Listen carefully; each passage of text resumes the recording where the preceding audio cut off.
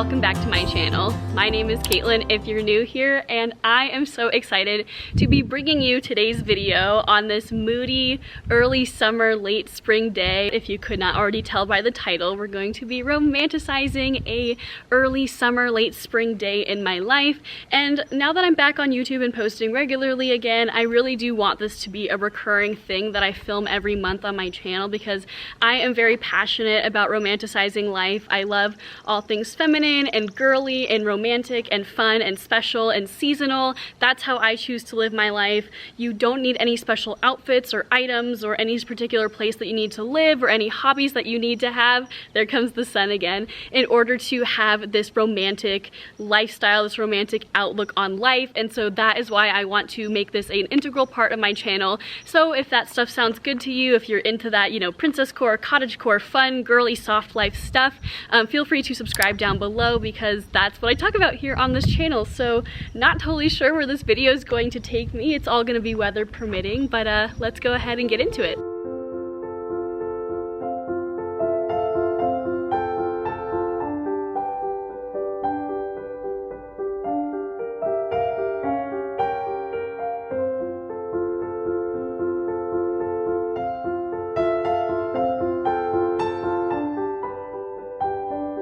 Well, hello my friends. Yes, I'm giving it another try at filming outside. If you saw my last video, which was a spring summer haul, you will know all the details on this dress, and you will also know that the audio was terrible on that video, unfortunately. And so it's a much less windy day today, still a little bit breezy, but I thought I would give it a shot anyway. So we'll see. Editing Caitlin will find out pretty soon if the wind's real bad. I don't know, we'll see. But the reason why I wanted to sit down and talk to you guys today is because there has been so much buzz about how to romanticize your life, romanticizing your life, being the main character. This is a trend that has been going on for probably over a year now, if I had to guess. And if you've been on any of my social media channels before, you'll know I am a huge fan of romanticizing my life. But I've been thinking about the term, you know, romanticize your life lately, and I feel like it's something that's getting really, really overused, and that's coming from someone who loves it. And so I wanted to talk about it and talk about, you know, what romanticizing your life really means and what to do when you feel silly when you're romanticizing your life, because that's something that I've actually been feeling a lot lately. I love my life. I love the people in my life. I love where I live. I love being creative. I love creating things for social media. I love living this girly, feminine lifestyle. I have not always been this way because before I was too scared to really present who I really feel like I am to the world, which is this really hyper feminine, you know, girly, passionate, creative person. And every now and then I definitely feel silly when I am romanticizing my life. I'm always overdressed as I move through my life, and I'm over the top, and you know what? Who cares? I just wanted to say, who cares? If you consume my content and maybe you're someone who wants to romanticize your life, but you're not quite there yet, you're a little bit embarrassed, or you feel shy, or you feel like people are gonna judge you for dressing up and, you know, taking yourself on dates and being the main character, who cares? What I've realized is at the end of the day, it's my life, it's not anyone else's life, and I would regret it if I just sort of stuck to what was normal or conformed to how everyone else dresses and how everyone else, you know, moves through their day where I live, on social media, you know, amongst my family and friends. Not to, you know, tell anyone that what they're into is not, you know, right, but this is what I'm into, and that's okay. So I just wanted to come on here and talk about, you know what, if you want to romanticize your life and you're nervous that people are going to judge you, do it anyway. I promise, once I started embracing this part of myself, actually, once I really started embracing who I am as a person and what I'm interested in, I have fallen in love with life again. I think that there was a part of me that was always a little bit unhappy with my life until I really started embracing, you know, who I am. I love cottagecore, I love princesscore, I love girly feminine things, I love being over the top, I love all those things, and I'm sure you do too if you're watching this video. And truly, truly, truly, I have not been so happy in my life as I have been since basically the start of this year when I really started romanticizing my life. And I highly, highly encourage you to be extra, be who you want to be, you know, act like the main character, go to a coffee shop, you know, have cute latte art, read a book in the woods, in the park, wherever you can go see the cherry blossoms, pick flowers, buy yourself flowers, all of those things. Life is so much fun when you start romanticizing it, I promise. Okay, it got really windy inside, so I wanted to continue this conversation inside, but the next thing that I want to talk about is what to do when you want to romanticize your life, but you don't know how. And I've seen comments like this a lot on my social media before. A big comment that I get a lot of the time is like, oh, I could never afford that outfit or that lifestyle, or, you know, this is so unreasonable, or, you know, this isn't normal. And I understand that, like, I live in a beautiful place. I have spent years and years saving up money to collect beautiful gowns and dresses. I like presenting myself on social media as like this person that has this amazing dream life, and I do like romanticizing my life, but I really want to emphasize that, like, romanticizing your life is a mindset, and that is something that so many people lose sight of. I think a lot of people, you know, they buy the clothes that are trending and that like the other romantic cottagecore girlies are wearing. So like they buy the dresses, or they buy the accessories, or they, you know, do the checklist of like going to a coffee shop by yourself, going to a bookstore, you know, taking yourself on a date, buying yourself flowers, cleaning your place. Like, there's certain like checklist items that I feel like people associate with like romanticizing your life or living the soft life, and that's more so about like consuming things, like buying things. If you take one thing away from this video, I want it to be that you can have all of those things. You can live in an amazing place, you can have, you know, at face value a good group of friends, you can have a beautiful home with beautiful things in it, you could have all of these things going for you, but you can still be miserable on the inside and not love your life. And romanticizing your life is really about appreciating the little things in your life that really help you love your life, love every single moment of it, like just have a positive outlook. And so some things that I would recommend that you do if you find yourself stuck but you want to romanticize your life, yeah, sure, it's awesome to be confident and just ignore what other people say, but say you're past that point and you don't really know what to do because, you know, to you think that you don't have the right things in order to romanticize your life. First thing I want to tell you is be intentional with how you spend your time. This is a huge one. We definitely live in a world where, like, for example, it's very common to be watching a movie, kind of, but you're also scrolling social media while watching a movie, or we're trying to do a million things at the same time. And I have found that since I have really slowed down and made things intentional in my day-to-day life, you know, I block out an hour to cook on certain days, like to meal prep, and when I'm doing that, I'm not also watching TV. That's something that I used to do a lot because I'd be like, oh, I'm just killing two birds with one stone, like I'm getting two things done at the same time by, you know, consuming something while working on another task. And I just find that at the end of the day, your day has been so jumbled up with like a million things that you're consuming and doing and, you know, trying to stay on top of, that you just don't really feel like satisfied or happy on the inside. You just kind of feel overstimulated. And so I have found that a huge part of romanticizing my life, a lot of people say, oh, just appreciate the little things. Well, you can't be appreciating the little things if you're trying to do a million things at the same time. So even when I'm consuming social media, I don't do anything else. I don't talk to people. I'm not also watching a movie. If I'm gonna spend 10 minutes on Pinterest, for example, which I do, I spend 10 minutes on Pinterest every day because I find that it really helps me to feel inspired. I will literally sit there, do nothing else, and just spend 10 focused minutes on Pinterest. And by the end, I feel like I've gotten something out of it, and I feel like I've sort of appreciated that moment for what it's giving me. Like I'm getting inspiration, I'm not being overstimulated.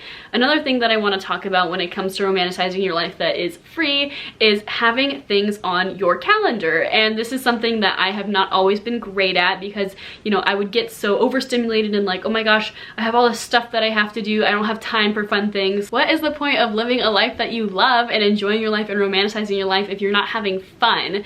And so I actually did end up making a sort of spring summer bucket list that I am gonna start checking off pretty soon here. And I have made it a very intentional effort. Back to intentionality. I've made an intentional effort to every weekend, whether it's, you know, have a little barbecue in my backyard or go on a huge hike or go to a festival, I am scheduling those things into my calendar as non-negotiables. So that way I see them coming up, and during the week, whenever I feel like I want to procrastinate or I feel like not super motivated and I'm just kind of like, you know, spending time spinning my wheels and not doing that focused, intentional life living experience, I will see that thing on my calendar and I'll be like, oh my gosh, yeah, okay, so I really want to get this thing done today so I can go, you know, go to this concert, go to this hike, do whatever, and not have a million things on my mind. Again, going back to being intentional. So I highly encourage you, you know, look up events in your area, go to coffee shops on your own, go see a movie, put that in your calendar that you really want to see. I'm gonna see the Barbie movie, obviously. I'm super excited for that. And that is something that at face value is free, and it is a form of romanticizing your life, you know, having things in your calendar to look forward to. Another thing about romanticizing your life that I personally find super, super important, and I'll get into later in this video,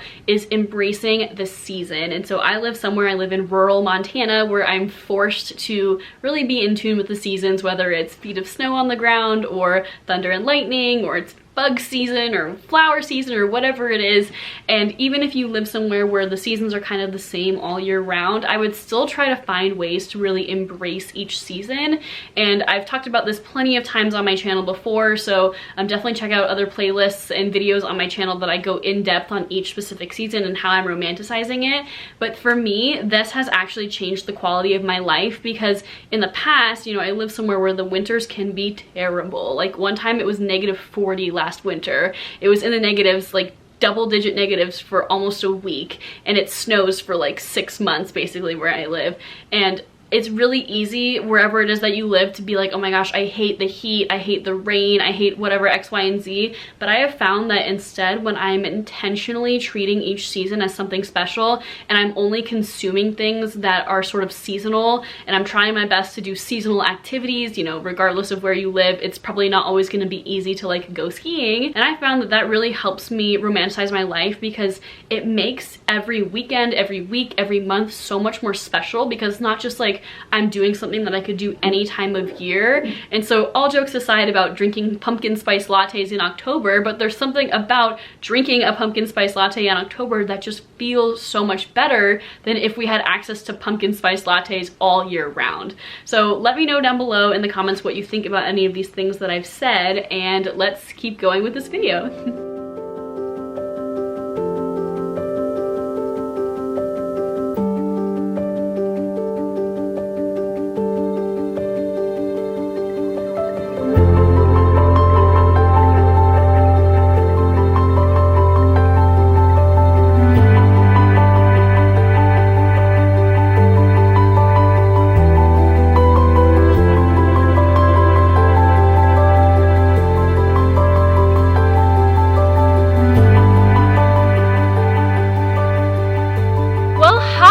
Let's have a talk.